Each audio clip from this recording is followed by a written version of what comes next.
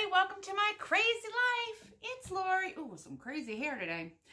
I have a DIY for you, a Dollar Tree DIY, like you do. I'm creating a welcome sign for my mantle, which I thought would be super cute. I used a couple of different of these hangy dealies. This one had the bunny on it at the bottom, and I just tore them off. They come right off. I'll keep this for maybe something different. And then I used this one that had the eggs. And all the eggs, keep in mind, are a different size, just as a FYI. But I used this one. What I have done, you see where the paper is? I sanded the back and the front. So you need that. Now, because everybody doesn't have a printer or options like carbon paper, I try to get something different. And this time I got peel and stick repositionable foam, on foam board letters from the Dollar Tree. I don't even know what size these stinkers are. Hi, Alex. Come on, buddy. He loves it when I'm talking to myself. So I got these letters to use to spell out welcome. And I'm using them as like a reverse stencil, but you'll see that in a second. I needed a sanding block, which I actually bought this at the Dollar Tree. I'm using two of these. Okay, here we go, baby. Oh.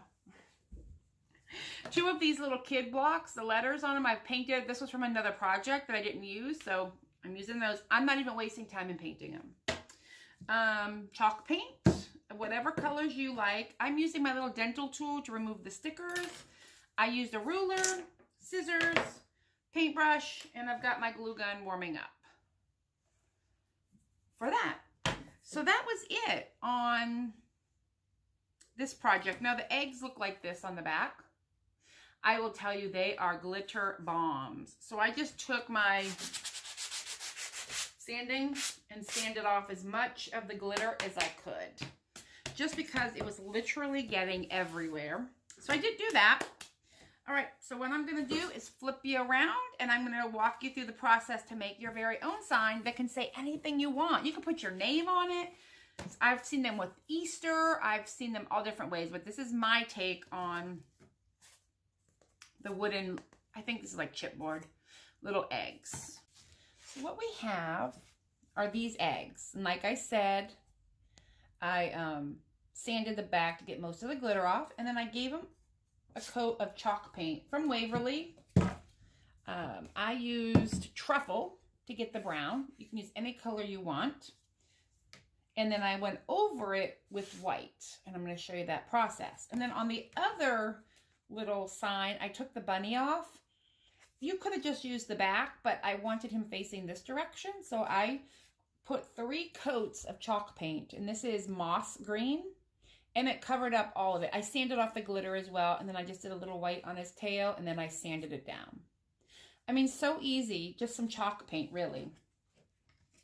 So I did that. Here's my little sign. Oh, I need a paintbrush. So here's what we need. I need an E. Now, I know that all of mine measured up to 1.5 inches from the bottom, because that's what I set it up to do. So I just put my ruler here. I come over to my poster board and I grab an E. And these are pretty thick stickers, but again, you can use any sticker. And then you just want to kind of center it where it goes. And I rub it down pretty good. I just don't want a whole lot of bleeding under. I got a little bit, but not too much. Then I take my white paint. Do I have let's use a bigger brush.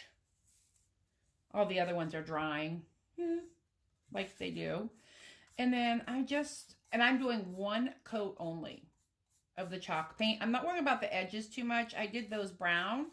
So it just is going to look messy, which is what I like if any of the white were to carry over. One coat of paint is going to cover it completely. Now, the one thing I would do is just make sure you've got because you're only using one coat, your lines will most likely show, but I'm going to sand it after. So there, done. Painted it white. I have some paper towel over here that I'm just going to let it sit and dry. Chalk paint dries really quickly. I got a paper towel for my hands. And to put that on. Once I've done that, this is what it will look like. I need to get this M off. So I'm using my dental tool. You can use anything you want. I happen to own this for my Cricut, so why not use it? And you just want to kind of lift it. I'm not digging into the wood. I'm kind of trying to catch the sticker. And then it doesn't all come off at once. That's okay. This one had a lot of, I guess, a lot of paint around the letter. But I'm just picking it off. And then I'll go back and get, you know, the little...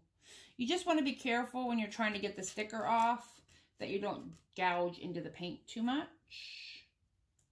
I am taking a sandpaper to it, so I'm not that concerned. But I feel like you would totally see a line that if you use the tool. You can use your fingernails. You can use whatever you want. And then I just have this little piece right over here that ripped. So we're going to grab that. There we go. So there we go. And see there was some little bleeding? Or is that backing to the sticker? I'm not sure. Oh, that's backing to the sticker. So I got it. I take my sander. I first go around the edges of the letter because I really want it to get that brown showing, but you want to be careful. And then for real, I'm not kidding. I'm going to move over here for a second. There we go. And I get off some paint. I want it to look rustic, right? Then, sorry, we're going to get some paper towel because I had one last night, but it's dried. I just use a little bit of my Mrs. Meyer's because that's what's sitting here, but I want to get the chalk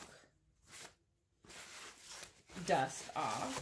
And that's what my M looks like. So now it looks like kind of rustic and beat up.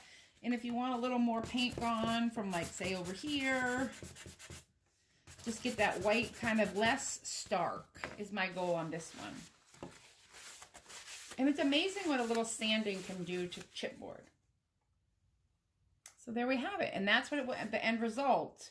I have to sand this one, get my E done, and then I'll show you how I glue them all together with it. Oh, I'm also using 2 of the little the twine carrots from the Dollar Tree. So give me a second to get everything moving here. We have them all glued together now, except for the last letter, which is the E, because I wanted to show you how I do it. What I'm doing is holding the sign upright like this, and I'm going, ooh, I have to fix that. Oh, under, over, so they're kind of like that. Now I squeezed on this one. You might want to put a little extra glue in here, but I'll fix that. Not a problem. There we go. I squeezed it too hard and broke it apart. And you can also, like, take a ruler or a paint stirrer or something across the back. Probably what I'm going to end up doing is just reinforcing it here on these little seams with some extra glue, so they don't fall apart on me. Which, oopsie, that's not attached yet. Anyway, so what I'm doing, holding it upright, I want everything flat. And I'm going to say, let's go this way. I'm going to say, okay, well that E looks good like this, except for he's supposed to be under. So he looks good here. I have my finger in the back.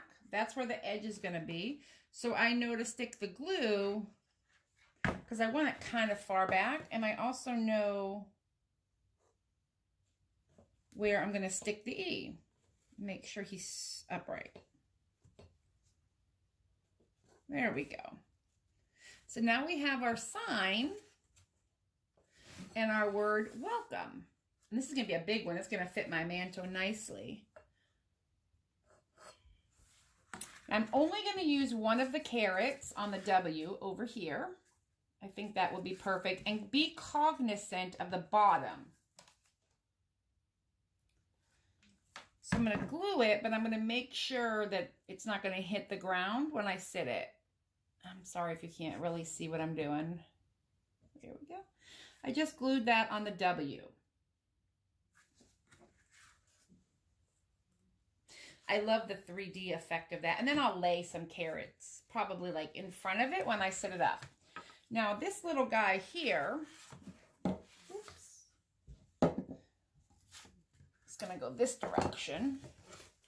Here, I'll use my little pots that I've been painting. I want him to sit and hold the E.